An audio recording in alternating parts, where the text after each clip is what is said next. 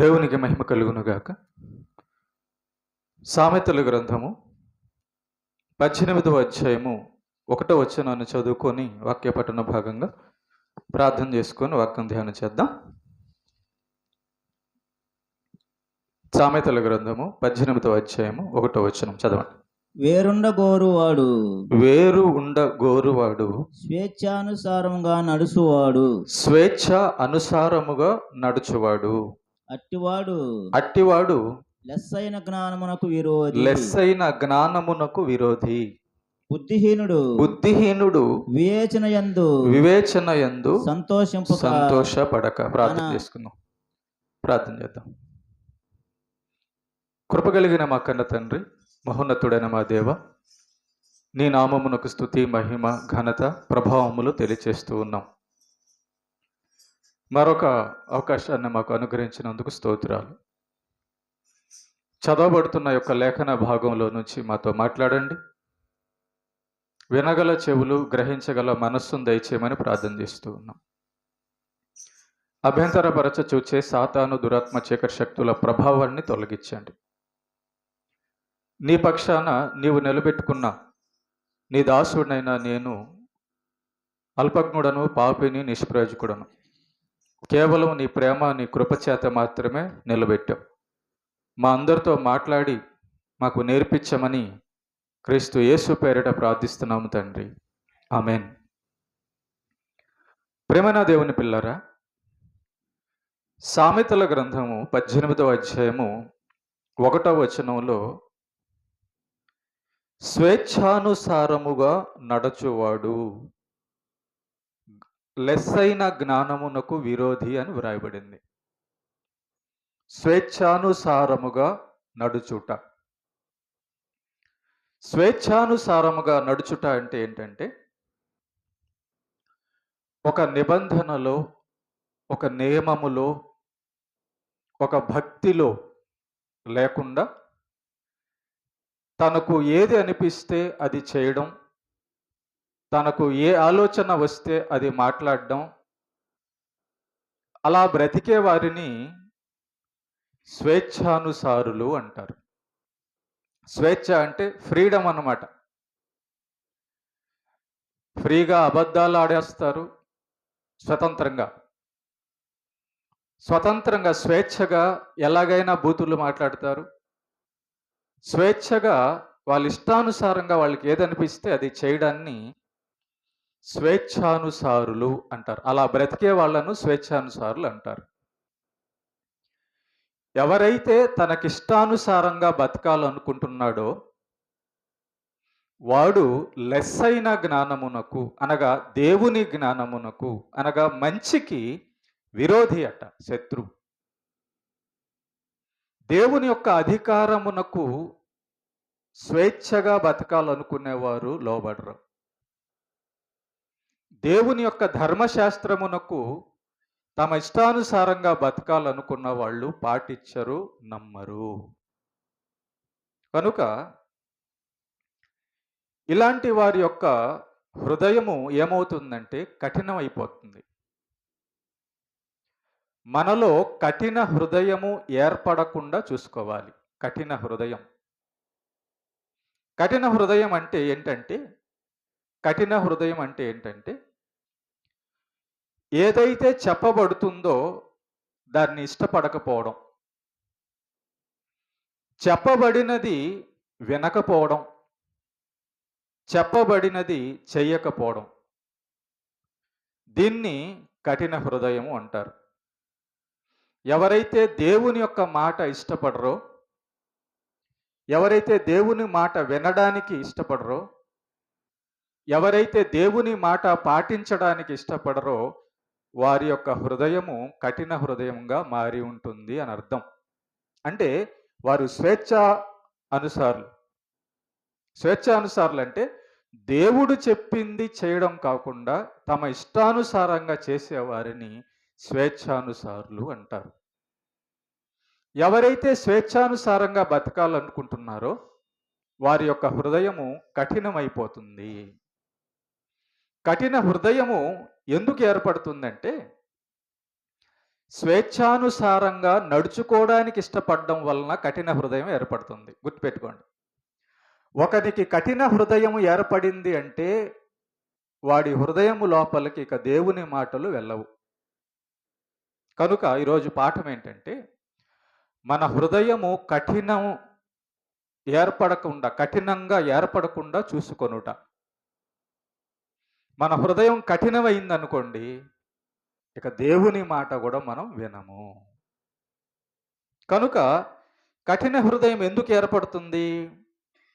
స్వేచ్ఛానుసారంగా ఎవరైతే బతకాలనుకుంటున్నారో, అంటే తమ ఇష్టానుసారంగా ఏది ఆలోచన వస్తే అది ఆలోచించడం, ఏది మాట్లాడాలనిపిస్తే అది మాట్లాడడం, ఏది చేయాలనిపిస్తే అది చేయడం అని దాన్ని ఎవరైతే ఇష్టపడతారో వాళ్ళ హృదయం కఠినమైపోతుంది.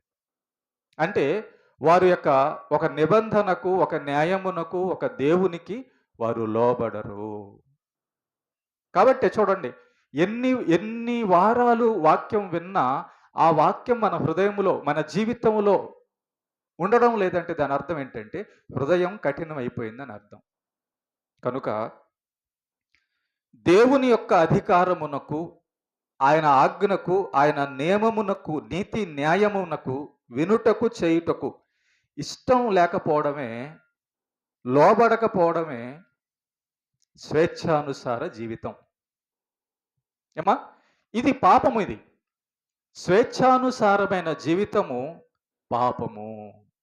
చూడండి ఒకసారి నిర్గమకాండము 9వ అధ్యాయం 34వ వచనం. అయితే ఫరో వర్షమును వడగండ్లును ఉరుములను నిలిచిపోవుట చూచి అతడును అతని సేవకులను ఇంకా పాపము చేయుచు తమ హృదయములను కఠినపరచుకొనిరి. కఠిన హృదయం అంటే ఏంటంటే దేవుని ఆజ్ఞను మీరుతూ పాపము లోపల పేర్చుకోవడం వలన కఠినమైనటువంటి హృదయాన్ని కఠిన హృదయము అంటున్నాం. ఇక ఆ హృదయములోనికి దేవుని యొక్క మాటలు, ఆ హృదయములోనికి దేవుని యొక్క ఆజ్ఞలు వెళ్ళవు. ఇంకా కారణం ఏంటంటే ఎవరి హృదయం కఠినం చేసుకుంటారో, చూడండి ఒకసారి మనం ఒక రాయిని చూస్తే అది కఠినంగా ఉంటుంది, బండ అంటాం, రాయి అంటాం. ఏందిరా నీ హృదయం రాయిలా ఉందేంట్రా, నీ మనస్సు రాయిలా ఉందేంటి? ఎవరైతే దేవుని మాట వినడానికి ఇష్టపడరో, ఎవరైతే దేవుని వాక్యం పాటించడానికి ఇష్టపడరో దాని అర్థం ఏంటి? దాని అర్థం ఏంటంటే కఠిన హృదయం ఏర్పడింది అని అర్థం. కఠిన హృదయం, మెత్తని హృదయం కాదు, వినే హృదయం కాదు, విధేయత చూపించే హృదయం కాదు, కఠిన హృదయం ఏర్పడింది అని అర్థం. కఠినుడు అంటే మనం కానీ ఆలోచిస్తే చూడండి, ఎవరైనా ఆ పేద స్థితిలో, దీన స్థితిలో, ఆపదలో ఉన్నప్పుడు మన హృదయము కరగడం లేదంటే అర్థం ఏంటి? కనికరం లేదు లోపల అని అర్థం, ప్రేమ లేదని లోపల అర్థం. అంటే అర్థం ఏంటి? హృదయం కఠినమైపోయింది అని అర్థం. కొంతమంది చూడండి, వారి దగ్గర ఉంచుకొని కూడా అవతల వాళ్ళు బాధపడుతుంటే సహాయం చేయడానికి ఇష్టపడరు. దాన్ని కఠిన హృదయం అంటారు. సహాయము చేయగలిగి ఉండి కూడా ఇవ్వకపోవడాన్ని, ప్రేమ చూపకపోవడాన్ని, దయ చూపించకపోవడాన్ని కఠిన హృదయం అంటారు. ప్రేమైన దేవుని బిడ్డలారా, ఈరోజు మనం నేర్చుకోవాల్సిన పాఠం ఏంటంటే మన హృదయము కఠినముగా మారిందా లేదా చూసుకోవడం చాలా మంచిది. కఠిన హృదయం అంటే చెప్పబడుతున్న మాట హృదయంలోనికి తీసుకోకపోవడం, కఠినంగా ఉండడం అనమాట. నేను చాలా నేను అంతే అంటారు చూసారా, అదనమాట. ఇక దేవుని యొక్క వాక్యం ఎన్ని వారాలు వెళ్ళినా, ఎన్ని సంవత్సరాలు వెళ్ళినా ఆ హృదయములోకి దేవుని వాక్యం వెళ్తేనే కదా ఆ జీవితం మారేది, వింటే కదా మారేది, అసలు ఇష్టపడితే కదా మారేది. దేవుని వాక్య ప్రకారం బతకాలని మనం ఇష్టపడితేనే మనం చేయగలం. కనుక దేవుని యొక్క వాక్యంలో చూస్తున్నాం మనము, పాపము వలన హృదయము కఠినమవుతుంది అంటున్నాడు. పాపం అంటే ఏంటి? ఆజ్ఞ అతిక్రమించడమే పాపం. ఎవరి ఆజ్ఞ అతిక్రమించడము? దేవుని ఆజ్ఞ అతిక్రమించడమే పాపము. ఎవరైతే దేవుని ఆజ్ఞను పాటించడం లేదో, ఎందుకు పాటించడం లేదు? వారు కఠినులు అయిపోయారని అర్థం. కఠినం, రాయి అయిపోయిందనమాట హృదయం. అంటే దేవుని యొక్క ఏ మాటయు వారి యొక్క హృదయములోకి దూరడం లేదు. వారి యొక్క హృదయములోకి దూరడం లేదు కాబట్టి వారి యొక్క హృదయము స్పందించడం లేదు. వారి యొక్క హృదయము దేవుని యొక్క మాటలను అర్థం చేసుకోవడం లేదు.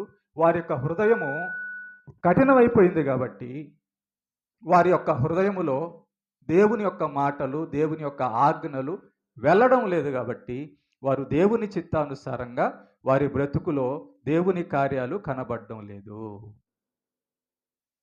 ఉండవు.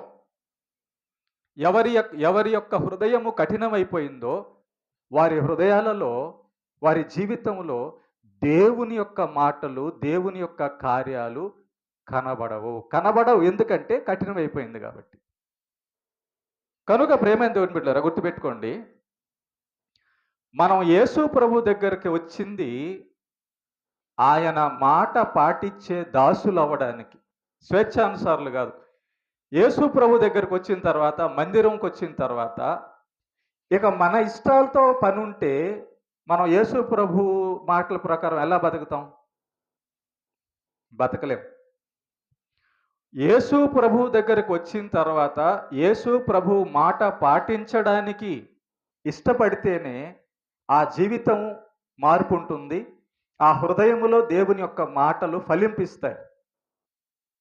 ఓకే, యేసు ప్రభు ఒక మాట అంటున్నాడు చూడండి. ఈ విషయమై యేసు ప్రభు ఒక మాట అంటున్నాడు. లూకా సువార్త 9వ అధ్యాయము 23వ వచనం.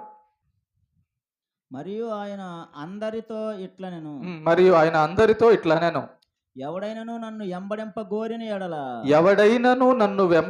కోరిన ఎడల తనను తాను ఉపేక్షించుకొని ప్రతిదినము తన సిలువను ఎత్తుకొని నన్ను వెంబడింపవలెను. ఇంతకీ మనం యేసు ప్రభు దగ్గరకు వచ్చింది యేసు ప్రభువుని వెంబడించడానికేనా? యేసు ప్రభువుని వెంబడించడం అంటే ఏంటి? యేసు ప్రభువుని వెంబడించడం అంటే యేసు ఏమి చేయమన్నాడో అది చేయడం వెంబడించడం. యేసు ప్రభు ఇక్కడ ఏమంటున్నాడంటే, ఎవడైనను నన్ను వెంబడింపగోరిన ఎడల, అంటే ప్రభువా నువ్వు చెప్పినట్టుగా నేను బ్రతకడానికి, నేను చేయడానికి సిద్ధపడుతున్నాను అనే ఆలోచన, ఇష్టం ఉన్నవారిని యేసు ప్రభువుని వెంబడించేవాళ్ళు అంటారు. క్రైస్తవుడని ఎవరిని అనొచ్చు అంటే యేసు ప్రభు వెనకాల వెళ్ళేవారిని, యేసు ప్రభు ఏం చేస్తున్నాడో అది చేసేవారిని, యేసు ప్రభు ఏం మాట్లాడాడో అది మాట్లాడేవారిని, టోటల్గా యేసు ప్రభు యొక్క అడుగు జాడలో వెళ్తున్న వారిని క్రైస్తవులు అనాలి. యేసు ప్రభు అంటున్నాడు, ఎవడైనను నన్ను వెంబడింపగోరిన ఎడల. మనం యేసు ప్రభు దగ్గరకు వచ్చి ఆయన వెనకాల వెళ్ళకపోతే మన జీవితం అనేది మార్పు కనబడదు. యేసు ప్రభు దగ్గరకు వచ్చి ఆయన మాటలు మనం వినకపోతే మన జీవితంలో మార్పు కనబడదు. యేసు ప్రభు దగ్గరకు వచ్చి ఆయన చెప్పినట్లు మనం చేయడం ప్రారంభించకపోతే యేసు మాటలు మన జీవితంలో కనబడవు. మరి ఏం చేస్తున్నాం మనం? భక్తి అంటే ఏంటంటే వెంబడించడం. భక్తి అంటే ఏంటంటే మన హృదయంలో ఆయన మాటలను వినడానికి, స్వీకరించడానికి, చేయడానికి సిద్ధపరచుకోవడం భక్తి. ఇక్కడ యేసుప్రభు అంటున్నాడు, ఎవడైనా నన్ను వెంబడింప గోరిన ఎడల. నీకు కోరిక ఉందా? యేసు ప్రభు మాటల ప్రకారం బతకడానికి కోరిక మొదలైతే జీవితంలో యేసు ప్రభు మాటల కార్యాలు మొదలవుతాయి. ముందు కోరిక మొదలవ్వాలంట. ఏం కోరిక? దేవా, నువ్వు చెప్పినట్టుగా నేను బతకడానికి ఇష్టపడుతున్నాను, కోరుకుంటున్నాను అని ఎప్పుడైతే మన హృదయములో కోరిక పడుతుందో అది క్రియల రూపంలో వెళ్తుంది, పనులు జరుగుతాయి. చూడండి, నీళ్లు తాగాలని ఇష్టపడ్డావు అనుకో, కోరిక కలిగింది అనుకో, వెళ్ళి నీళ్ళు తాగుతావు. ఏదైనా ఊరికి వెళ్ళాలని కోరిక కలిగింది అనుకో, ఊరికి వెళ్తావు. ఏదన్నా పని చేయాలని ఇష్టం కలిగిందనుకో, కోరిక కలిగిందనుకో, పని చేస్తావు. కనుక యేసు ప్రభు ఏమంటున్నాడంటే, నీవు నన్ను వెంబడించాలని నీకు కోరిక కలిగితే అలాంటి వారికి పరలోకం. నేను యేసు ప్రభువులా బతకాలి అన్న కోరిక నీకు కలిగితే పరలోకం. ఆ కోరిక లేకుండా నీ జీవితంలో మార్పు అనేది రాదు. ఎవడైనాను నన్ను వెంబడింప కోరుకోవడం, ప్రభువా నువ్వు చెప్పినట్లుగా ప్రార్థన చేయడానికి ఇష్టపడుతున్నా. ప్రభువా నువ్వు చెప్పినట్లుగా వాక్య ప్రకారం బతకడానికి, వాక్యం చదవడానికి, ఈ లోకంలో నువ్వు చెప్పినట్టుగా బతకడానికి నేను ఇష్టపడుతున్నా అనే ఆలోచన, కోరిక మంచి హృదయం. అలా కాకుండా స్వేచ్ఛానుసారం అంటే యేసు ప్రభు దగ్గరికి వచ్చిన తర్వాత కూడా మన ఇష్ట ప్రకారం మనం బతుకుతుంటే ఇక యేసు ప్రభు మాటలు మన హృదయంలో ఏమవుతున్నాయని అర్థం, లోపలికి వెళ్ళడం లేదని అర్థం. ఎందుకు అలా వెళ్ళడం లేదు? కఠినమైపోయింది. కఠినం అంటే ఏంటి అర్థం? ఆయన మాట నాకు వద్దు, ఆయన మాటతో నాకు పని లేదు, ఆయన మాట నేను చేయను, ఆయన మాట నేను వినను. దీన్ని కఠిన హృదయం అంటారు. ఒకరి హృదయం కఠినం అయిపోతే మనం ఎంత నీతి చెప్పినా, ఎంత మంచి చెప్పినా వాడు తీసుకోడు. కారణం ఏంటి? వాడు తీసుకోకూడదని కఠినం చేసుకో అన్నాడు తన హృదయాన్ని. తన హృదయంలో ఏం కోరిక పెట్టుకున్నాడు? అదిగో ఆ యేసు ప్రభు చెప్పే మాట నేను పాటించకూడదు, అంతే. పాటించకూడదంటే ఎట్లా ఉంటావు? కఠినంగా ఉంటావు అనమాట. చేయాలనుకుంటే ఎట్లా ఉంటావు? అయ్యా నువ్వేం చెప్తావు అడుగుతావు అనమాట, ఏం చెయ్యాలో. ప్రేమైన దేవుని బిడ్డలారా, బైబిల్లో ఉన్నటువంటి వాక్యాన్ని తీసుకొని, బైబిల్లో ఉన్నటువంటి దేవుని మాటను తీసుకొని, ఇదిగో బైబిల్లో ఉన్న అబద్ధము పలకకూడదు అనే మాటను నేను తీసుకున్నాను, దాన్ని పాటిస్తున్నాను, ఇష్టపడ్డాను అన్న వాళ్ళు అబద్ధం మానేస్తారు. బైబిల్లో ఉన్న దేవుడి ఆజ్ఞలు తీసుకొని, ప్రభువా నీ ఆజ్ఞలు నేను చేయడానికి ఇష్టపడుతున్నా అని తీసుకున్న వాళ్ళు వ్యభిచారము, దొంగతనము, మద్యము, పాపము మానేస్తారు. బైబిల్లో ఉన్న దేవుని మాటలు తీసుకునేవాళ్ళు, చేయడానికి ఇష్టపడేవాళ్ళు వాళ్ళ జీవితంలో దేవుని యొక్క వాక్యాన్ని చూపిస్తారు. ఎవరి జీవితంలో దేవుని యొక్క వాక్యం కనబడుతుందో వాళ్ళ హృదయం స్పందిస్తుందని అర్థం, వాళ్ళ హృదయం బాగుందని అర్థం, వాళ్ళు వింటున్నారని అర్థం, వాళ్ళు విధేయత చూపిస్తున్నారని అర్థం. కనుక మన హృదయము కఠిన హృదయము కాకుండా ఉండున్నట్లుగా చూసుకోవాలి. సాతాను చేస్తాడు, మన హృదయాన్ని ఏం చేస్తాడంటే, యేసు ప్రభు యొక్క మాటలు మన జీవితంలో కనబడకుండా ఉండాలంటే హృదయం కఠినమైపోవాలి. ఎన్ని వారాలు చెప్పినా నువ్వు అలాగే ఉండు, పాస్టర్ గారు ఎంత గొంతు చించుకొని చెప్పినా నువ్వు అలాగే ఉండు, ఆయన ఎంత ప్రార్థన చేయమని చెప్పినా నువ్వు అలాగే ఉండు, ఆయన వాక్యం చదవమని చెప్పినా నువ్వు అలాగే ఉండు అంటాడు సాతాను. ఎవరైతే సాతాను మాట విని తమ హృదయాలను కఠినం చేసుకుంటారు, అంటే లోపలికి దూర్చుకోరు అనమాట, దేవుని యొక్క మాటను లోపలికి దూర్చుకోరు, అది కఠినమైన హృదయం అంటే. ఇప్పుడు ఒకవేళ ఈ దేవుడి మాటలు మనం తీసుకుంటుంటే ప్రార్థన మొదలవుతుంది కదా. దేవుని మాటలు మనం తీసుకుంటుంటే ప్రార్థనకు ప్రారంభిస్తుంటాం, మందిరానికి రావడం మొదలు పెడతాం కదా. దేవుని మాటను మనం తీసుకుంటే వాక్యం చదవడం మొదలు పెడతాం కదా. దేవుని మాటను మనం తీసుకుంటే మంచిగా బతకాలనే పనులు మొదలు పెడతాం కదా. కనుక ఎవడైనా నన్ను వెంబడింప గోరిన ఎడల ఫస్ట్ చేయాల్సింది చూడండి, దేవుడు చెబుతున్నటువంటి మాటలు. మనం పరలోకం వెళ్ళాలి అంటే యేసు ప్రభు దగ్గరికి రావాలి. ఒకటి, నీకు పరలోకం వెళ్ళాలన్న ఆలోచన, కోరిక, నమ్మకం ఉంటే యేసు ప్రభు దగ్గరికి రావాలి. యేసు ప్రభు దగ్గరికి వస్తే సరిపోద్దా? సరిపోదు. యేసు ప్రభు దగ్గరికి వచ్చిన తర్వాత ఏం చేయాలట? ఎవడైనా నన్ను వెంబడింప గోరిన ఎడల తనను తాను ఉపేక్షించుకొని, మొట్టమొదట మనం చేయాల్సింది ఏంటంటే ఆయన మాటను నమ్మాలట హృదయం లోపల. నమ్మితే క్రియల్లో కనబడుతుంది. నమ్మేవిన వాళ్ళు ఏం చేస్తారంట, పరలోకం వెళ్ళాలంటే, యేసు ప్రభుని వెంబడించాలంటే తనను తాను ఉపేక్షించుకొని, ఉపేక్షించడం అంటే అర్థం ఏంటి చెప్తానండి. ఉపేక్షించుకోవడం అంటే ఇక నా జీవితంలో నా సొంత నిర్ణయాలంటూ ఏవి తీసుకోను, ప్రభువా నువ్వు కూర్చోమంటే కూర్చుంటాను, నించోమంటే నించుంటాను, ప్రార్థన చేయమంటే చేస్తాను, వాక్యం చదవమంటే చదువుతాను, పరిశుద్ధంగా ఉండమంటే ఉంటాను. దాన్ని ఉపేక్షించుకోవడం అంటారు. ఉపేక్షించుకోవడం అంటే ఇక తనను తాను లెక్క చేయకుండా తన దేహాన్ని, తన జీవితాన్ని దేవునికి తన ఆత్మను, తన దేహాన్ని, తన జీవితాన్ని దేవునికి సమర్పించడమే ఉపేక్షించుకోవడం అంటే. ప్రభువా, నువ్వు చెప్పినట్లు చేయడానికి నేను కోరిక కలిగి ఉన్నాను. నువ్వు చెప్పినట్లు చేయడానికి నేను ఇష్టపడుతున్నాను. నువ్వు చెప్పినట్లు చేయడం నేను ప్రారంభించాను. ఉపేక్షించుకోవడం అంటే అది అంటే తన ఇష్టాలతో పని లేకుండా, ఇక ఒక మనిషి తన ఇష్టంతో పని లేకుండా స్వేచ్ఛ, ఇష్టానుసారంగా బతకాలనే ఆలోచన లేకుండా కేవలం యేసు చెప్పినట్టుగా బతకడానికి సిద్ధపడ్డమే యేసు ప్రభు దగ్గరికి మనం వచ్చి ఉపయోగం ఉంటుంది. తను తాను ఉపేక్షించుకొని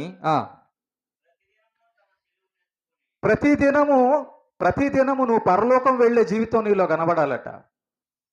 ప్రతిదినము దేవుని యొక్క ఆజ్ఞ పాటించే జీవితం మనకు కనబడాలట. టైం చెప్తున్నాడు ఇక్కడ. మరి ప్రతిదినం మనం ప్రార్థన చేయకపోతే, ప్రతిదినం మనం బైబిల్ చదవకపోతే, ప్రతిదినం మనం బైబిల్లో ఉన్న ప్రకారం నడవాలని లేకపోతే ఆ ప్రతిదినము మన జీవితంలో దేవుని యొక్క ఆజ్ఞలు పాటించే దినముగా ఉండదు. కనుక సంపూర్ణత అనేది మనలో ఏర్పడదు. ఏం సంపూర్ణత? దేవుడు కోరుకున్న సంపూర్ణత. ఏంటా సంపూర్ణత? పరలోకానికి వెళ్ళవలసినటువంటి పరిశుద్ధమైన జీవితం. చూసారా, యేసు ప్రభు దగ్గరికి వచ్చిన తర్వాత మన జీవితం మొదట్లో ఎలాగుందో అలాగే ఉందంటే అర్థం హృదయము కఠినంగా ఉందని అర్థం.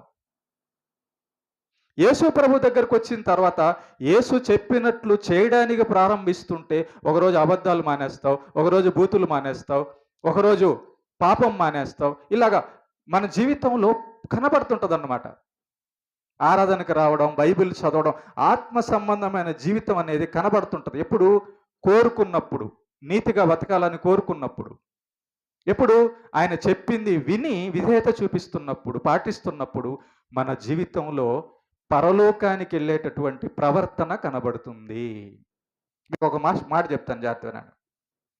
మనం ఎలా ఉంటామంటే ఎక్కువ శాతం అవతలోడిదే తప్పు అనుకుంటాం, కానీ మన వైపు మనం చూసుకోం ఎప్పుడు కూడా. నాది ఎందుకు తప్పు ఉంటుంది? నాకు ఎదుటిన్న వాళ్ళందరిదే తప్పు ఉంటుంది, కానీ నా తప్పు ఉండదు అని మనం అనుకుంటాం. అదే మోసపోవడం అంటే. యేసు ప్రభు ఈ లోకానికి ఎందుకు వచ్చాడు? మనల్ని పాపము నుంచి విడిపించడానికి. అంటే మనం పాపులమా? పాపులము కాబట్టి. అంటే మనం చెడ్డోళ్ళమా? అవును కాబట్టి. అంటే మన బతుకు బాగలేదా? అవును కాబట్టి. మరేం చేయాలి? ఆయన చెప్పినట్టు చేయాలి. ఎక్కడికి రావాలి? ఆయన దగ్గరికి రావాలి. ఎందుకు రావాలి? ఆయన్ని వెంబడించడానికి రావాలి. కనుక తన్ను తాను ఉపేక్షించుకొని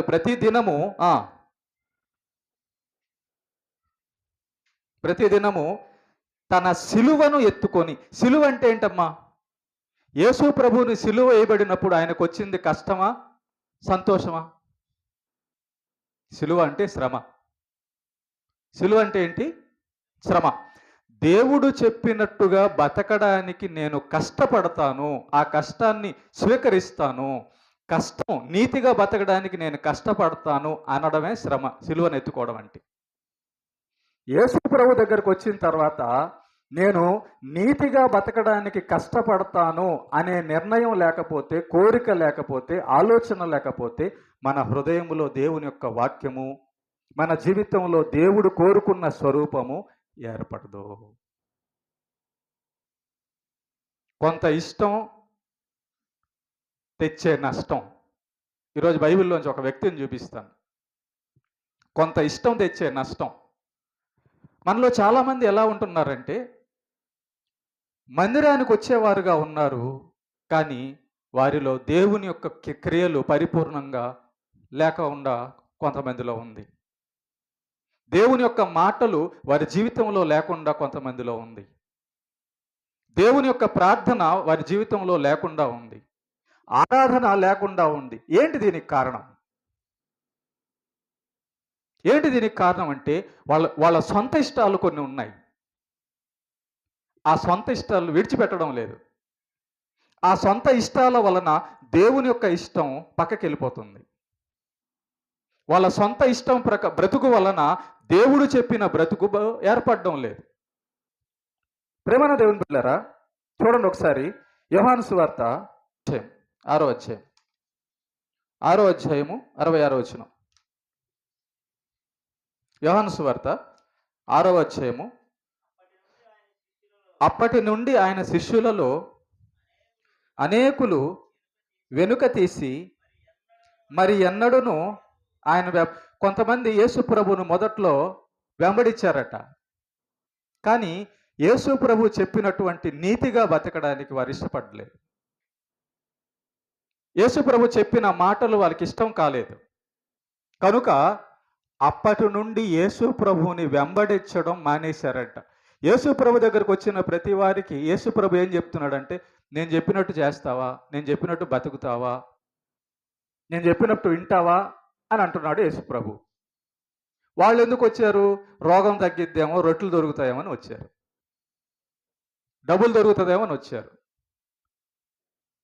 బాగున్నప్పుడేమో దేవునికి దూరంగా ఉంటారు, బాగలేనప్పుడేమో దేవుడా అంటారు. జీవితంలో మార్పు అనేది ఉండదు, ఇలాగే కొనసాగుతూ ఉంటుంది. ఏదన్నా బాగలేదనుకో అప్పుడు మందిరానికి వస్తారు, బాగుందనుకో ఇక మందిరంలో కనబడరు. దాని అర్థం ఏంటి? స్వేచ్ఛానుసార జీవితం. ఒక ఆజ్ఞకు, ఒక నియమానికి కట్టుబడి లేకుండా ఉన్నటువంటి జీవితం. యేసు ప్రభు దగ్గరికి కొంతమంది శిష్యులు వచ్చారట. వారు తర్వాత యేసు ప్రభు చెప్పిన మాటల ప్రకారం బతకడానికి ఇష్టం లేక వాళ్ళు ఇంకెప్పుడు కూడా యేసు ప్రభు దగ్గరికి రాలేదంట. ఎందుకు రాలేదు? యేసు ప్రభు చెప్తున్నాడు, నువ్వు నా దగ్గరకు వస్తే నేను చెప్పినట్టు చేయాలి, నేను చెప్పింది వినాలి. మరి నేను చెప్పింది చేయడానికి నీకు ఇష్టం లేనప్పుడు నాతో నీకు పని ఏంటి? నువ్వు చేసే భక్తి ఏంటి ఇంకా? ఓకే, కనుక కొంతమంది శిష్యులట యేసు ప్రభు చెప్పిన నీతిని తమ హృదయంలో పెట్టుకోవడానికి, తమ జీవితంలో చూపించడానికి ఇష్టపడక మరెప్పుడు ఆయనను వెంబడించలేదట. అంటే ఆయన వెనకాల వెళ్ళలేదట. నువ్వు యేసు ప్రభు వెనకాల నడుస్తున్నావా?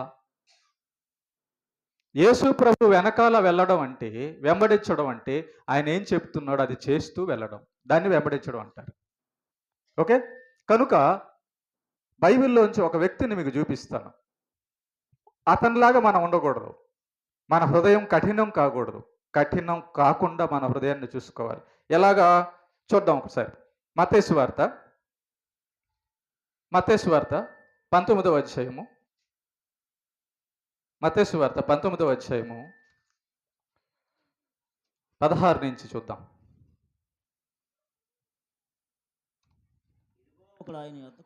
ఇదిగో ఒకడు ఆయన వద్దకు వచ్చి, బోధకుడా, నిత్య జీవం పొందుటకు నేను ఏ మంచి కార్యము చేయవలని ఆయన అడిగాడు. చూసారా, యేసు ప్రభు దగ్గరకు ఒక అతను వచ్చాడట. వచ్చి, ప్రభువా, నేను పరలోకం వెళ్ళాలంటే ఏం చెయ్యాలి అని అడుగుతున్నాడు. కోరిక మంచిదేనండి. పరలోకం వెళ్ళాలన్న కోరిక మంచిదే. మరి పరలోకం వెళ్ళాలన్న కోరిక ఉంటే సరిపోద్దా? సరిపోదు. అప్పుడు అడిగాను,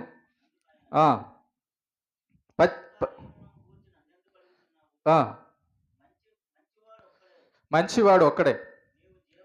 నీవు జీవములో అనగా పరలోకములో ప్రవేశింప కోరిన ఎడల,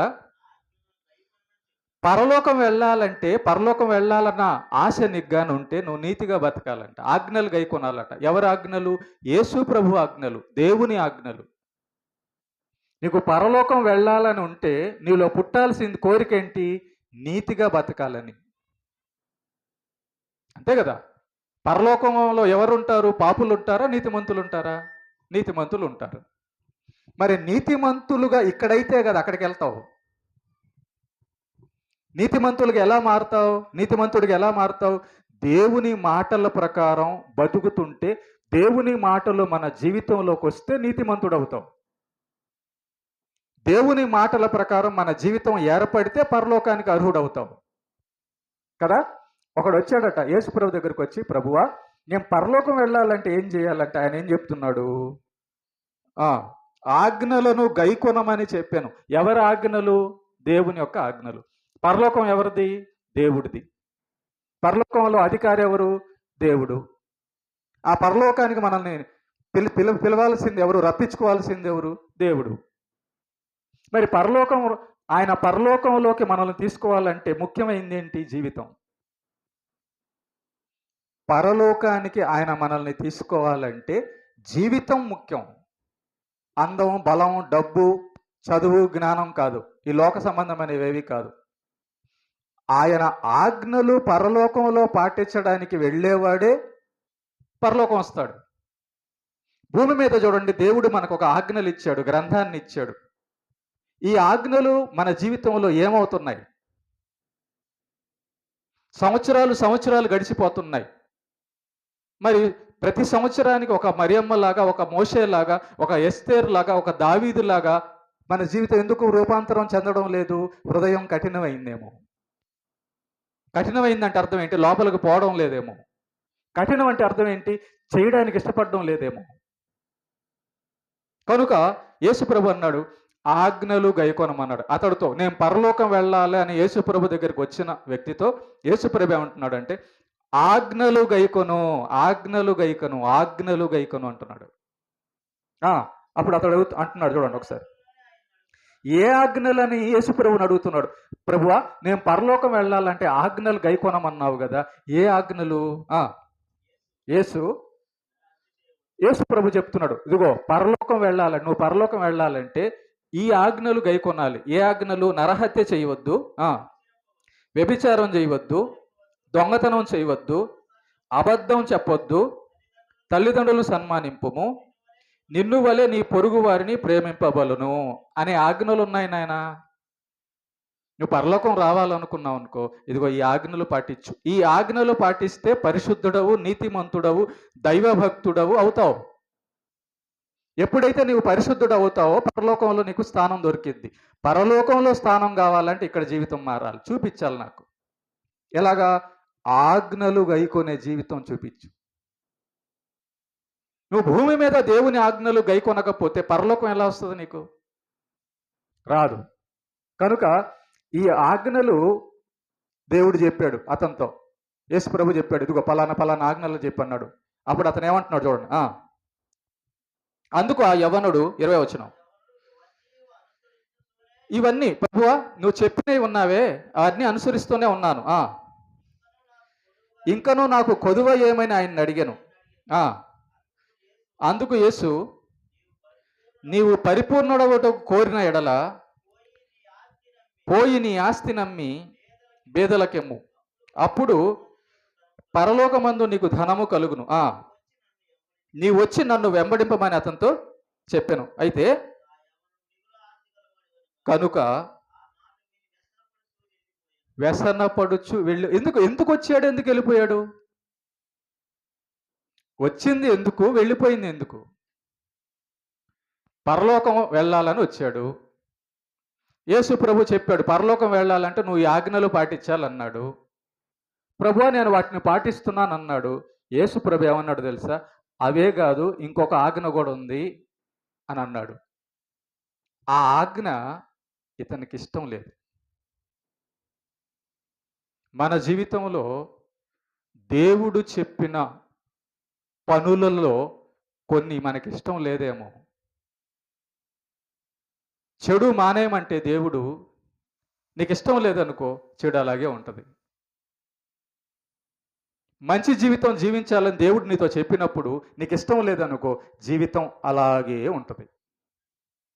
నువ్వు మంచోడుగా ఉండాలని, నీతిమంతుడుగా ఉండాలని నీకు ఇష్టం కలిగిందనుకో, నీ జీవితం నీతిమంతుడుగా తయారవుతుంది. చూడండి ఒకసారి ఇక్కడ 99 పాటిస్తున్నాడు, ఒక్కటే ఇష్టపడలా. పేదలకు ఇవ్వడానికి ఇతనికి ఇష్టం లేదు. అంటే కనికరము, జాలి, దయ ఇతనికి నచ్చదు. ఎవరికైనా సహాయం చేయడం ఇతనికి నచ్చదు. అంటే అర్థం ఏంటి? కొంత దేవుడి ఇష్టము, కొంత వాడి ఇష్టంలో బతుకుతున్నాడు. పూర్తిగా దేవుడి ఇష్టం కాదు. అంటే కొంత దేవుడి ఇష్టం, కొంత తన ఇష్టంతో బతుకుతున్నాడు. కాబట్టి ఎప్పుడైతే తనకు నచ్చంది దేవుడు చెప్పాడో, నీ ఆస్తి పేదలకు ఇవ్వు అంటే ఆయన చెప్పింది చేయడానికి వీడికి ఇష్టం కాల. ఇప్పుడు పరలోకానికి వెళ్ళేవాడు ఎవరిష్ట ప్రకారం బతకాలి? పూర్తిగా దేవుడి ఇష్ట ప్రకారం బతకాలి. కానీ పరలోకానికి వెళ్ళాలని వచ్చినోడు కొంత వాడిష్టం కూడా ఉంది అక్కడ. గుర్తుపెట్టుకోండి ప్రేమైన దేవుని బిడ్డలారా, మనం పూర్తిగా దేవుని ఇష్టానికి లోబడితేనే, ఇష్టపడితేనే మన జీవితం కూడా పూర్తిగా పరలోకానికి వెళ్ళే విధంగా ఉంటుంది. చూడండి, 99 పాటిచ్చాడు, ఒకటి ఇష్టం కాల. ఆ ఇష్టం లేని దాని వలన నరకానికి వెళ్ళిపోయాడు. 99 పాటిస్తున్నాడు, కానీ ఒక చెడ్డ గుణం ఉంది. ఆ ఒక్క గుణం వాడికి వదులుకోవడానికి ఇష్టపడలా.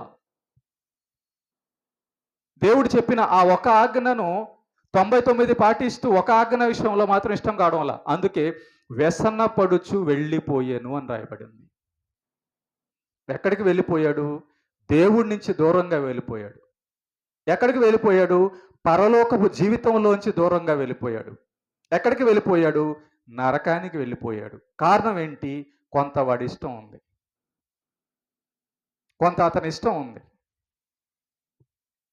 ప్రేమైన దేవుని బిడ్డలారా, యేసు ప్రభు దగ్గరకు వచ్చిన తర్వాత మనం ఏం అవ్వాలంటే, చూడండి ఒకసారి యోహాను సువార్త 12వ అధ్యాయము 26వ వచనం. యోహాను సువార్త 12వ అధ్యాయము 26వ వచనం. 26.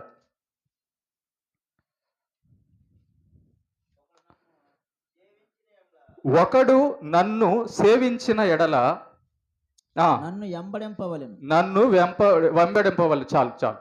చూడండి ఒకసారి, ఇక్కడ మనం ప్రార్థన చేస్తున్నాం, అది సేవేనా? పాటలు పాడుతున్నాం, అది సేవేనా? సేవ అనుకొని చేస్తున్నామా? ఆచారంగా చేస్తున్నామా? సేవ అంటే ఏంటి?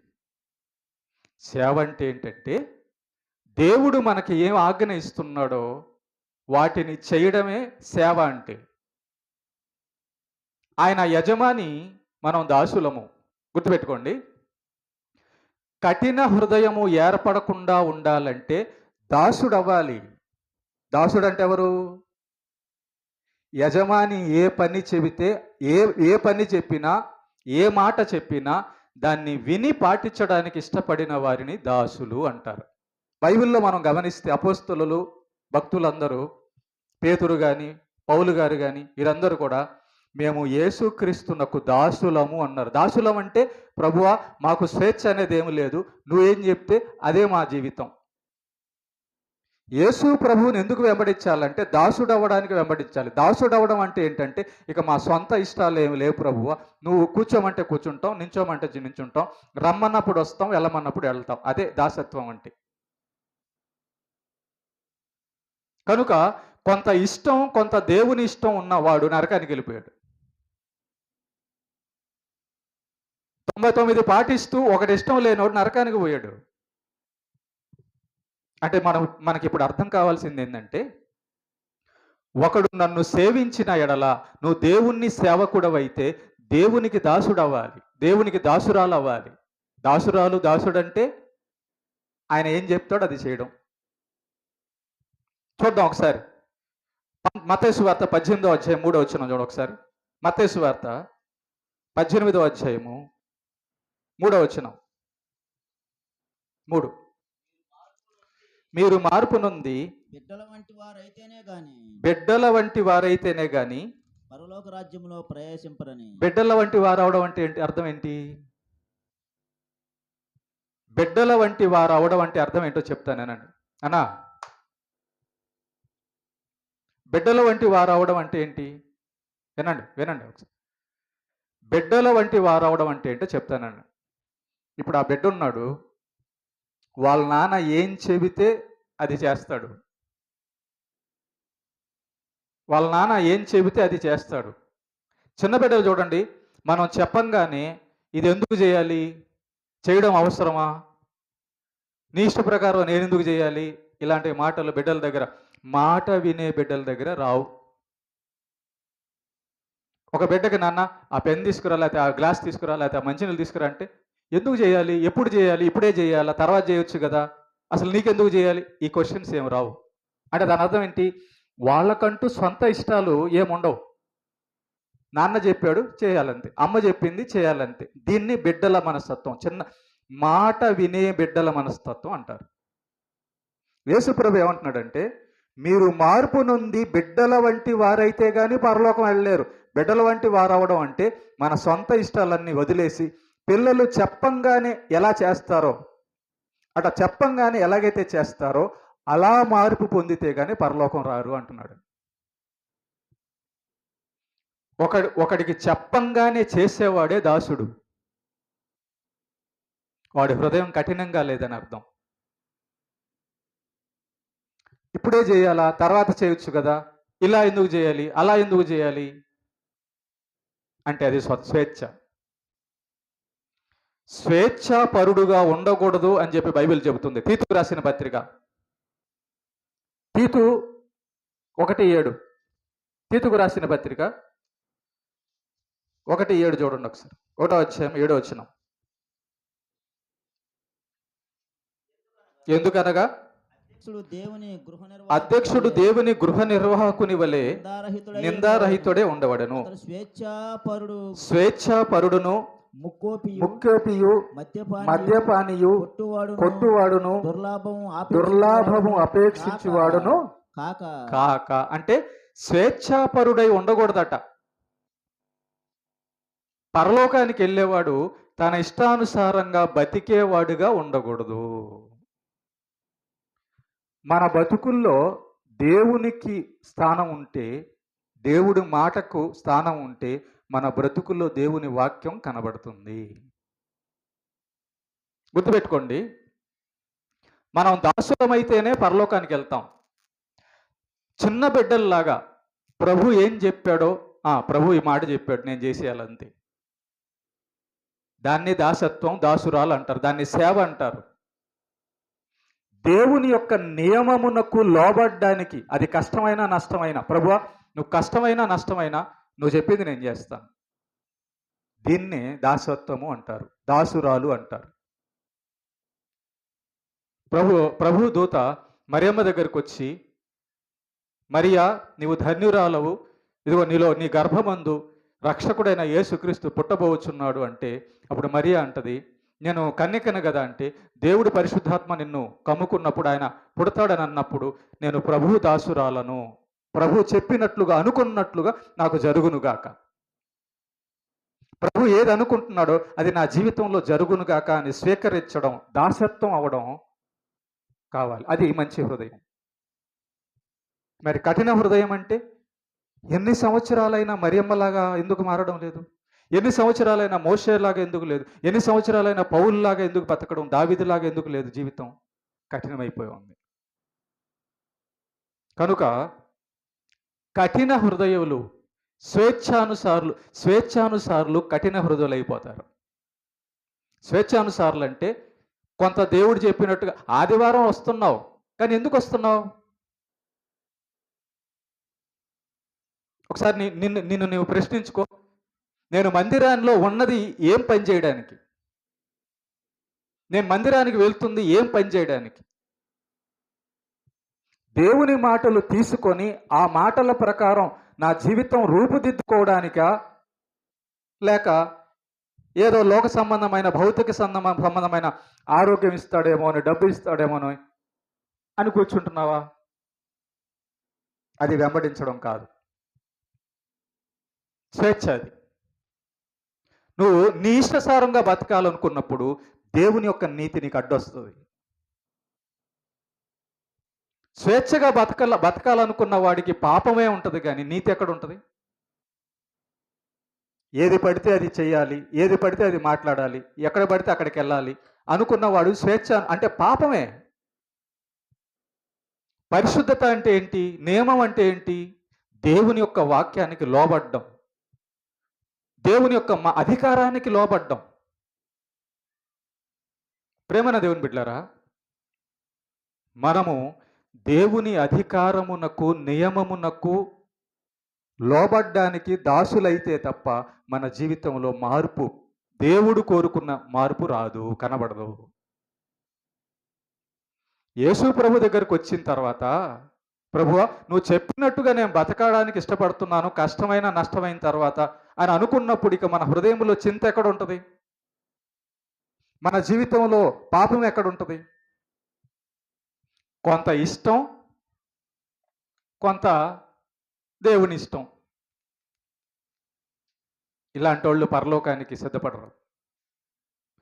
పూర్తిగా యేసు ప్రభు చెప్తున్నాడు, ఇదిగో ఈ ఆజ్ఞలన్నీ, నేను చెప్పిన ఆజ్ఞలన్నీ నువ్వు పూర్తిగా బతికితేనే, చేస్తేనే పరలోకం వెళ్తావంటే కొంత వాడికి ఇష్టం ఉంది. డబ్బు వదలడం వాడికి ఇష్టం లేదు కాబట్టి వాడి ఇష్ట ప్రకారం వాడు వెళ్ళిపోయాడు. పరలోకానికి వెళ్ళాలన్న కోరిక అయితే ఉంది కానీ దేవుడు చెప్పినట్టు బతకాలన్న ఆలోచన లేదు. పరలోకం ఎవరికి వస్తుంది? దేవుని ఆజ్ఞలు పాటించే వారికి వస్తుంది. ప్రేమైన దేవుని బిడ్డలారా, మనలో కఠిన హృదయం ఏమన్నా ఉందా? ఎన్ని సంవత్సరాలు దేవుడు మనతో మాట్లాడుతున్నా మార్పు చెందని హృదయం మనలో ఏమన్నా ఉందా? కఠిన హృదయం ఉంటే పవిత్రమైన జీవితం కనబడదు. కఠిన హృదయం ఉంటే దేవుని యొక్క ఆజ్ఞలు మన జీవితంలో కనబడవు. కఠిన హృదయం ఉంటే ఆయన 100 సార్లు చెప్పినా మనకేమి లెక్క ఉండదు.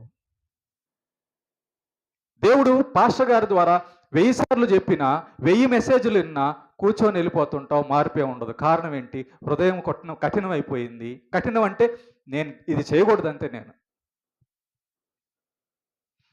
దేవుడు చెప్పినట్టుగా నేను చేయకూడదు అనే ఆలోచన తీసుకోవడమే హృదయం కఠినమైపోవడం. నీ హృదయం కఠినమైపోతే, ఇప్పుడు గోడ ఉంది, అది రాయి కఠినమైంది, బాలు కొడితే లోపలికి వెళ్ళదు. కఠిన హృదయము ఏర్పాటు కాకుండా చూసుకోవాలి. చిన్న పిల్లలకు చెబితే వెంటనే ఎలా చేస్తారో, దేవుని యొక్క ఆజ్ఞలు, దేవుడు మనతో మాట్లాడంగానే దాన్ని పాటించే హృదయము కలిగి ఉండడమే మంచి శుద్ధి హృదయము, విధేయత కలిగిన హృదయము. దేవుడు మనలో వచ్చి కోరుకుంటున్నది ఏంటంటే, ఆయన చెప్పంగానే మనం చేసేటటువంటి హృదయం. ఆయన పాటికి ఆయన చెప్తుంటాడు, నా పాటికి నేను బతుకుతుంటే ఆ హృదయం ఏం హృదయం? దేవుని ఆజ్ఞను నిర్లక్ష్యం చేసే హృదయం అంటే కఠిన హృదయమే. జాగ్రత్త సుమ. ఎన్ని సంవత్సరాలైనా 2024 దాటిపోయినా, 12 నెలలు దాటిపోయినా, 2025 జనవరిలో కూడా అదే బతుకుందా? దాని అర్థం కఠిన హృదయం. కఠిన హృదయం అంటే స్వేచ్ఛాపరమైన జీవితం. గుర్తుపెట్టుకోండి, ఓ మాట చెప్తా నేను. దేవుని మాటలు నీతి గలవి కాబట్టి మనం నీతిగా బతకడానికి ఇష్టం లేనప్పుడు ఆ మాటలు మనకు చేదుగా కనబడతాయి. దేవుడు మాటలు మనకు నీతిగా బతకడానికి ఇష్టం లేని వారికి దేవుడు మాటలు బోరుగా, చేదుగా, అసహ్యంగా కనబడతాయి. అదే నీతిగా బతకాలనుకున్న వాడికి, దేవుడు బైబిల్ చదవన్నాడు అనుకో, బాధ ఎందుకు కలిగిద్ది నీకు? దేవుడు ప్రార్థన చేయమన్నాడు అనుకో, నీకు ఇష్టం ఉందనుకో, బాధ ఎందుకు? దేవుడు మందిరానికి రావడం నీకు ఇష్టం అయితే బాధ ఎందుకు ఉంటుంది? దేవుడు చెప్పినట్లుగా పవిత్రంగా బతకాలనుకున్నప్పుడు నీకు బాధ ఎందుకు ఉంటుంది? ఎప్పుడు బాధ అంటే నీకు ఇష్టం లేనప్పుడు. నీ హృదయములో నేను దేవుడు చెప్పినట్టుగా నీతిగా బతకాలన్న కోరిక, ఇష్టం లేనప్పుడు నీ జీవితంలో ఈ యొక్క ఆజ్ఞల రూపం, వాక్యపు రూపం కనబడదు. అంటే అర్థం ఏంటి? కఠినుడు అయిపోయావు. అంటే అర్థం ఏంటి? స్వేచ్ఛాపరుడు అయిపోయావు. స్వేచ్ఛాపరుడు అంటే ఏంటి? నీ ఇష్టమే నీ జీవితం. నీ ఇష్టమే నీ జీవితం. ఎంతకాలం నీ ఇష్టం నీ జీవితంతో బతుకుతావు? దేవుడిచ్చిన ఆయుష్కాలం ఉందని మర్చిపోయావా? ఇది దేవుడిచ్చిన శరీరం, ఆత్మ అని మర్చిపోయావా? దేవుడిచ్చిన కాలం ఒకటి ఉంది, ఆ కాలం వరకే నేను భూమిలో ఉంటానని మర్చిపోయావా? ఏం కాదులే అనుకొని హృదయాన్ని కఠినం చేసుకుంటున్నావా? ఇతడు తన హృదయమును కఠినము చేసుకొని పేదలకు ఇమ్మన్నప్పుడు దేవుడి ఆజ్ఞ, పేదోళ్ళకు సహాయం చేయన్న దేవుని ఆజ్ఞ ఇష్టం లేదు కనుక బాధ వచ్చేసింది.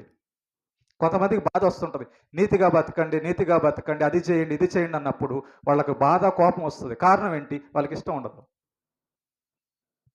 దేవుడు నియమించిన దైవ సేవకుడు ఏ మాటలైతే చేయమంటున్నాడో అది నీకు ఇష్టం కావడం లేదంటే అర్థం ఏంటి? హృదయం కఠినమైందని అర్థం. హృదయం కఠినమైతే ఆ చెప్పే వ్యక్తి మీద పగ ఏర్పడుతుంది. హృదయం కఠినమైందంటే ఆ చెప్పే వ్యక్తి మీద కోపం ఏర్పడుతుంది. హృదయం కఠినమైందంటే ఆ చెప్పే వ్యక్తి ఇష్టం ఉండదు. చూడండి, ఒక వ్యక్తి చెప్పేదాన్ని మనం ఇష్టపడ్డాం అనుకో, గొడవ రాదు మనకు మధ్య. ఇలా కాదయ్యా, ఇలా చేయమన్నప్పుడు అవునా అలా చేసేసావనుకో, గొడవే ఉంటుంది నీ మధ్య? గొడవేమి ఉండదు. ఎప్పుడు గొడవ? అతడు చెప్పేది మనకి ఇష్టం లేనప్పుడే గొడవ. దేవుని యొక్క నియమం నీకు ఇష్టమైతే దేవుడితో నీకు విరోధమేమి ఉండదు. ఇందాక మనం చదివాం సామెతల్లో, స్వేచ్ఛానుసారుడు లెస్సైన జ్ఞానమునకు విరోధి. అంటే స్వేచ్ఛగా నా ఇష్ట ప్రకారం నేను బతకాలి, నేను పనుకోవాలనుకున్నప్పుడు పనుకోవాలి, తినాలనుకున్నప్పుడు తినాలి, నేను ఏది చేయాలంటే అది చేయాలి. అలాంటి బతుకు దేవుని యొక్క వాక్యానికి సెట్ అవ్వదు, సెట్ కాదు. నువ్వు నీ ఇష్ట ప్రకారంగా బతకాలి అన్న ఆలోచన కలిగి ఉన్నంత వరకు నీ జీవితంలో పరలోకపు జీవితం రాదు. దేవుడు కోరుకున్న పసిబిడ్డ లాంటి స్వరూపం రాదు. ఎప్పుడు వస్తుంది? ఆయన ఏం చెప్పినా నేను చేయాలి అనుకున్నప్పుడు నువ్వు దాసుడు అవుతావు, దేవుడి చేత నడిపింపబడతావు. దేవుని వాక్యము చేత నడిపింపబడుతున్నప్పుడు నీలో నీతి అనే స్వరూపం ఏర్పడుతూ పోతుంటుంది. నీలో భక్తి జీవితం అనేది అభివృద్ధి అవుతూ ఉంటుంది. కనుక ఒకసారి ఆలోచించండి. ఈ వాక్యం వింటున్న మీరందరూ కూడా, మనందరం కూడా ఆలోచించాల్సింది ఏంటంటే, నా హృదయము కఠినంగా ఉందా? దేవుడు ఏం చెప్పినా కూడా అది విని వెంటనే పాటించేటట్టు ఉందా? కఠినమైతే డేంజరే. హృదయం కఠినమైందనుకో డేంజరే. మరి దేవుడు సృష్టిలో ఉంటా, దేవుడి దేహంలో ఉంటా, దేవుడిచ్చిన ఆత్మను పొంది ఉండి, దేవుడిచ్చిన ఆహార పదార్థాలు తీసుకుంటూ దేవుడు చెప్పినట్టుగా బతకడానికి ఇష్టం లేకుండా సాతాను చెప్పినట్టుగా పాపం చేయడానికి ఇష్టం అవుతుందంటే ఆ హృదయం ఏం హృదయం అది? నీకోసం నా కోసం కలవరి సిలువలో తన ప్రాణం పెట్టిన యేసు ప్రభు చేసిన సిలువ త్యాగాన్ని కృతజ్ఞత జ్ఞాపకం చేసుకోకపోతే ఆ హృదయం ఏం హృదయం అది? తినడానికి తాగడానికి మాత్రమే స్వేచ్ఛానుసారమైన హృదయం అయితే జీవితంలో 2025 కాదు కదా, జీవితకాలంలో మార్పే రాదు. సంవత్సరాలు పోతుంటాయి అంతే. నువ్వు పరలోకం వెళ్ళాలి, అనేకులను పరలోకం తీసుకెళ్ళాలి, అనేకులకు దేవుని సంగతి వినిపించాలి, అనేకుల ఎదుట క్రీస్తును చూపించాలి మన జీవితంలో అన్న ఆలోచన ఇష్టం ఉంటే నీ జీవితంలో ఖచ్చితంగా దేవుని యొక్క క్రియలు కనబడతాయి. నీది స్వేచ్ఛానుసారమైన జీవితమా? దాసత్వం, దేవుడి పాదాల దగ్గరికి దాసత్వం చేయడానికి వచ్చిన జీవితమా? మనం యేసు ప్రభును వెంబడించడానికి ఇష్టపడినప్పుడు ఇక వెనకాల తట్టు చూడకూడదు. మన ఇష్టాలతో ఇక పని లేదు. పరలోకం వెళ్ళాలనుకున్నప్పుడు ఆయన ఏం చెప్పాడో అది చేయడమే. కొంత ఇష్టం తెచ్చే నష్టం ఈ వ్యక్తి జీవితంలో మనం చూసాం. వాడి జీవితంలో కొంత దేవుడి ఇష్టం ఉంది, కానీ కొంత వాడి ఇష్టం కూడా ఉంది. అందువల్ల వాడి ఇష్టం అడ్డొచ్చేసింది దేవుడి ఇష్టానికి.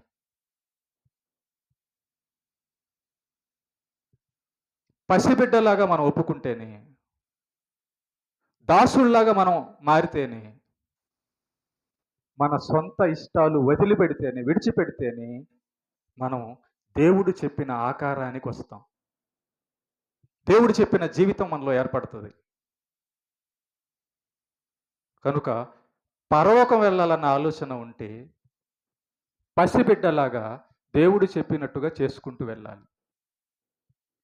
నీతిని ఇష్టపడాలి, దేవుణ్ణి ఇష్టపడాలి, ప్రాణం త్యాగం చేయడానికి ఇష్టపడాలి. దేవుడి కోసం కష్టమైన నష్టమైన అనుభవించడానికి సిద్ధపడాలి.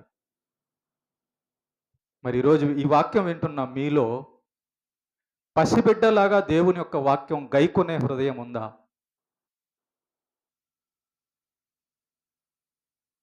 ప్రేమైన దేవుని బిడ్డలారా, అలా కాకపోతే డేంజర్ అనే కదా అర్థం. యేసు ప్రభు చెప్పిన జీవితం మనలో కనబడడం లేదంటే మన హృదయం ప్రమాదంలో మన జీవితం ఉందనేది కదా అర్థం.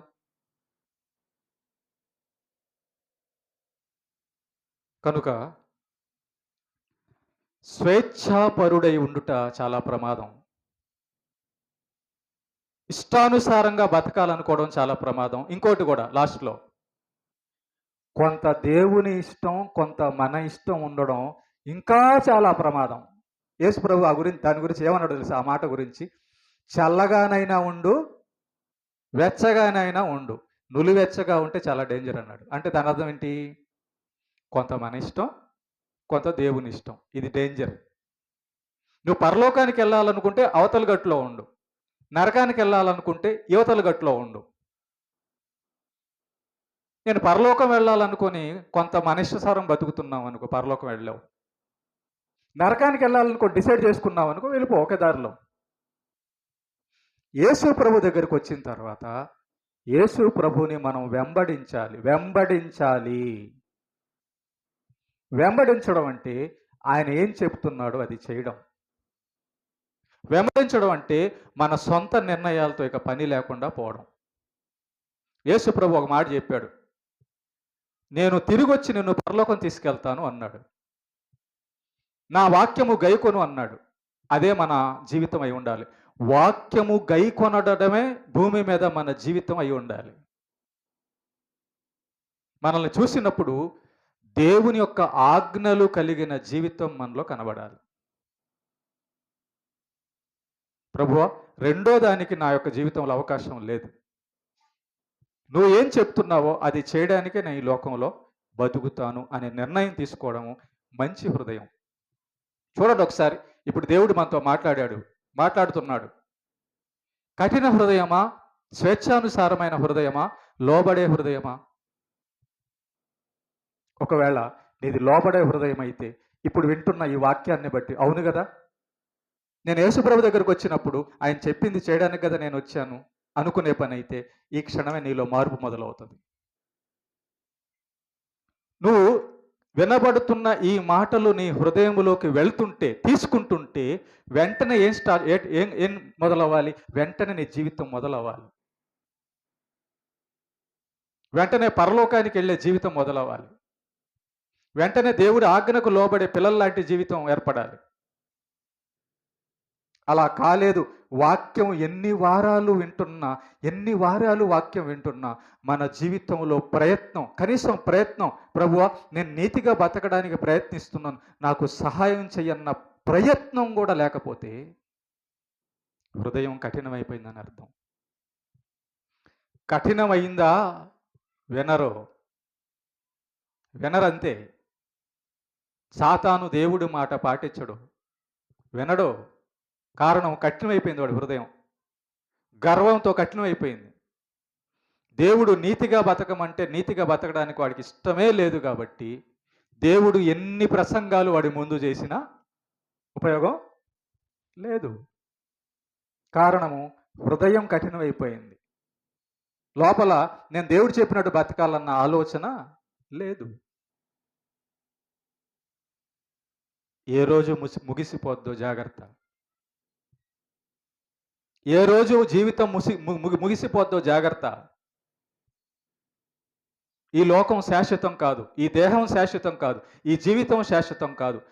దేవుడు శాశ్వతం, పరలోకం శాశ్వతం, నరకం శాశ్వతం. ఏం నిర్ణయంతో నువ్వు బతుకుతున్నావు ఒకసారి ఆలోచించు. కొంత దేవుడి ఇష్టం కొంత నా ఇష్టం అనుకుంటే డేంజర్. పూర్తిగా దేవుడి ఇష్టం అయితేనే ఉపయోగం. కనుక ప్రేమైన దేవుని బిడ్డలారా, మన హృదయం దేవుడి మాట ఎన్నిసార్లు వినబడుతున్నా దాన్ని పాటించేదిగా లేకపోయిందంటే చాలా ప్రమాదం అండి. అలా ఉండకూడదు మన హృదయం. చెప్పంగానే దేవుని యొక్క వాక్యం, దేవుడు ఒక సందేశాన్ని మనకి ఇవ్వంగానే ఆ సందేశం మన జీవితంలో పెట్టేసుకోవాలంతే. ఇంతకీ దేవుడు మన నుంచి కోరుకుంటున్నది ఏంటి? నీతే కదా. దేవుడు మన నుంచి కోరుకుంటున్నది ఏంటంటే నీతిగా బతకమనే కదా. నీతిగా బతికితే మనకొచ్చే నష్టం ఏంటి? పాపంలో బతికితే మనకు నష్టం ఉంటుంది ఏమ్మా. కనుక కఠిన హృదయము మనలో ఉండకుండా, ఏర్పడకుండా చూసుకోవాలి. ఓకే. భక్తుల జీవితాలను పోలిన జీవితం మనలో ఏర్పడాలి. ఈ లోకంలో ఎంత ధనం ఉన్నా, ఎంత సుఖం ఉన్నా అది ఈ లోకం వరకే కదా పనికొస్తుంది, పరలోకానికి పనికిరాదుగా. జీవితాన్ని నిర్లక్ష్యంగా బతకొద్దు.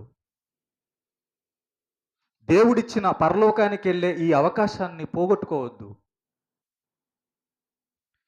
భూమి మీద బతుకున్నప్పుడే మనం నీతిగా బతకడానికి ఏర్పాటు చేసుకోవడానికి అవకాశం ఉంటుంది. భూమి మీద బతికున్నప్పుడే మనం నీతిగా బతకడానికి, దేవుడి మాటల ప్రకారం చదవడానికి, ప్రార్థన చేయడానికి, పరలోకానికి సిద్ధపడడానికి అవకాశం ఉంటుంది. చనిపోయిన తర్వాత దేవుడిచ్చిన కాలం అయిపోతే దేవుడు నేరుగా నరకంలో పడేస్తాడు. డౌట్ ఏముండదు దాంట్లో. ఇంకా ఏం రెండో అవకాశం ఏమి కూడా ఉండదు. ధనవంతుడితో అబ్రహాము చెప్పిన మాట ఏంటో తెలుసా? నేను ఎందుకు నరకంలో పడ్డానంటే నీ ఇష్టానుసారంగా నువ్వు బతికావు. అంటే నా ఇష్టానుసారంగా బతకడం పాపమా, నేరమా? అవును. నీ ఇష్టానుసారంగా బతికితే దేవుడి ఆజ్ఞను అతిక్రమిస్తావు. నీ ఇష్టానుసారంగా బతికితే నీలో పరిశుద్ధత రాదు. నీ ఇష్టానుసారంగా బతికితే దయ్యముతో సహవాసం ఉంటుంది. దేవుడు ఏం మాటలు చెప్తాడండి మనకి? దేవుడు ఎలాంటి మాటలు మనకి చెప్తాడు? మంచి మాటలే కదా. మంచి మాటలే చెప్తాడు కదా. మరి మంచిగా బతకమన్న దేవుని మాటలు మన హృదయములో, మన జీవితంలో పని చేయడం లేదంటే మన హృదయం ఏం కోరుకుంటుంది అని అర్థం? పాపాన్ని, ఇష్టానుసారమైన జీవితం, స్వేచ్ఛానుసారమైన జీవితం. అంటే నాకు చెప్పేవాడెవడో ఉండకూడదు, నన్ను గద్దించేవాడెవడో ఉండకూడదు, నేను ఎవరికి లోబడను, నేను నా ఇష్టానుసారంగా చేసుకొని పోతా. చాలా డేంజర్ అండి ఇది, చాలా డేంజర్. దేవుడిచ్చిన కాలం అయిపోతే దానికి ప్రతిఫలం నరకమే. ఈ మాట విన్న తర్వాత కూడా నీ ఇష్టాలు కొత్త పెట్టుకొని మందిరంలో కొంత టైం గడపడానికి వస్తే ఉపయోగం ఏం లేదు. కంప్లీట్గా దాసుడు అవ్వాలి. దాసుడు అంటే వాక్యమునకు, దేవుని వాక్యమునకు దాసుడు అవ్వాలి. ఏ రోజు ఏ వాక్యం దేవుడు నీకు అందిస్తున్నాడో ఆ వాక్యము ఆ క్షణం నుంచి, విన్న క్షణం నుంచి ప్రారంభించాలి పాటించడం. దాన్నే దేవుని యొక్క వాక్యాన్ని స్వీకరిస్తున్న హృదయము అంటారు. మరి దేవుడు ఇప్పుడు మాట్లాడాడు నీతో. నీ ఇష్టానుసారంగా బతుకుతావా, నా ఇష్టానుసారంగా బతుకుతావా తెలుసుకో అంటున్నాడు. నీ ఇష్టానుసారంగా బతికితే నేను ఇచ్చిన కాలం అయిపోగానే నరకంలో పడేస్తా. నా ఇష్టానుసారంగా బతికితే నేను ఇచ్చిన కాలం అయిపోగానే నిన్ను పరలోకం తీసుకెళ్తా. ఏది కావాలో నీ ముందు పెట్టాను, నరకమా పరలోకమా? ఇన్ని విషయాలు అందింపబడుతున్నప్పుడు, ఇన్ని విషయాలు చెప్పబడుతున్నప్పుడు, దేవుడు మనతో మాట్లాడుతున్నప్పుడు దేవుని మాటకు విలువ ఇవ్వకపోతే అది కఠిన హృదయమే కదా. దేవుని మాట పట్టించుకోకపోతే అది కఠిన హృదయమే కదా. పేదోడు వచ్చి అమ్మ కొంత అన్నం పెట్టమంటే అన్నం ఉండి కూడా నువ్వు పెట్టడం లేదంటే అది ఏం హృదయం అది? దేవుడితో మాట్లాడుతున్నప్పుడు అయ్యా అమ్మ నేను చెప్పినట్టు బతుకు, నేను నరకం నుంచి తప్పిస్తానని దేవుడు నిన్ను బతివిలాడుతున్నప్పుడు నువ్వు స్పందించకపోతే ఏం హృదయం అది?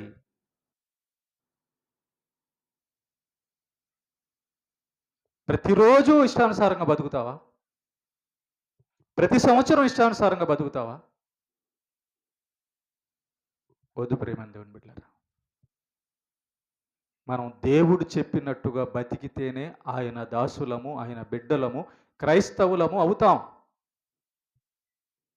లోకం తన ఇష్టానుసారంగా బతుకుతుంది కాబట్టి దేవుణ్ణి ఎరగల. మనం ఎందుకు వచ్చాం? ప్రభువా, నువ్వు ఏం చెబితే అది చేయడానికి వచ్చాం అన్నదే కదా అర్థం.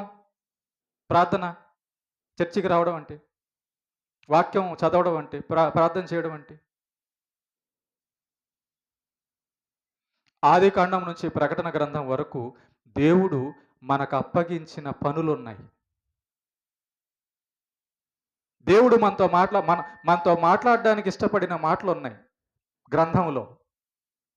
వాటిని ఇష్టపడాలి, వాటిలో ఆనందించాలి, వాటి కోసం కష్టపడాలి. అవి చేస్తూ నీతిమంతులు పరిపూర్ణులై పరలోకానికి సిద్ధపడి యేసు ప్రభు రాకడకి సిద్ధపడు. యేసు ప్రభు రాకడకి సిద్ధపడాలి. సాతాను మనల్ని కఠినులు మోసం చేయకుండా జాగ్రత్త పడాలి.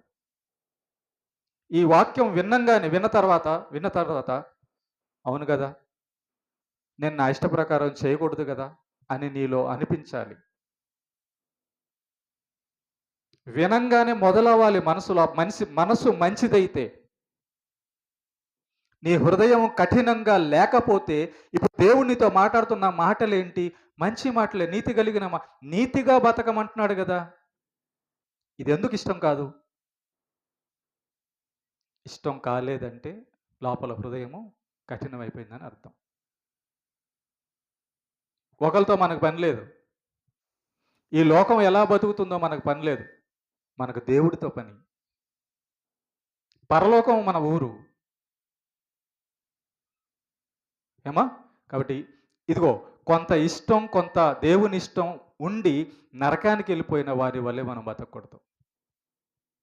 వాడు నరకానికి వెళ్ళిపోయాడు, 99 పాటిస్తున్నాడు, ఒకటి వాడి ఇష్టం ఉంది. There is no use.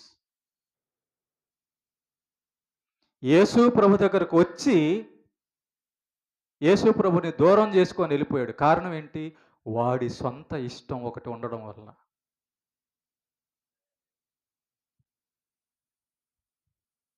సొంత ఇష్టంగా ఉండేవాళ్ళు దేవుని ఇష్టాన్ని నెరవేర్చలేరు. కంప్లీట్ ఖాళీ అయిపోవాలంతే. కంప్లీట్గా ఖాళీ అయిపోవాలి. హృదయములో దేవుని వాక్యం మాటలు తప్ప ఇంకో ఆలోచన, ఇంకో పని అనేది మనకు ఉండకూడదు. దేవుని వాక్యంతో హృదయం నిండిపోయి ఆయన చెప్పినట్టు చేయడానికి దాసుడైపోతేనే తప్ప మన జీవితం పరలోకానికి సిద్ధపడదు. ఓకేనా? కనుక నీ హృదయము స్పందిస్తుందో లేదో ఈ క్షణం నుంచి చూసుకో. వెంటనే ఆయన చెప్పిన మాట వెంటనే పాటించడానికి మన హృదయం సిద్ధంగా ఉందో లేదో ఒకసారి ఆలోచించుకో. కఠినం అయి ఉంటే మాత్రం ఈ ప్రసంగం నీ హృదయంలోకి వెళ్ళదు. ఈ ప్రసంగం వల్ల నీకు ప్రయోజనం ఏమి ఉండదు. కారణము, నీవు నరకానికి పడుతున్నావు. నరకానికి వెళ్ళే వారికి దేవుని యొక్క మాటలు ఉపయోగపడవు. వాళ్ళు దేవుడు చెప్పినట్టుగా నీతివంతమైన జీవితం సిద్ధపరచుకోరు. ఓకేనా? కనుక కఠిన హృదయం ఏర్పడకుండా చూసుకోవాలా. ప్రభువా, నువ్వేం చెప్తున్నావు? చేసేస్తా, అంతే. రెండో ఆలోచన మనకి ఉండకూడదు. ఓకేనా? దేవునికి మహిమ కలుగును గాక.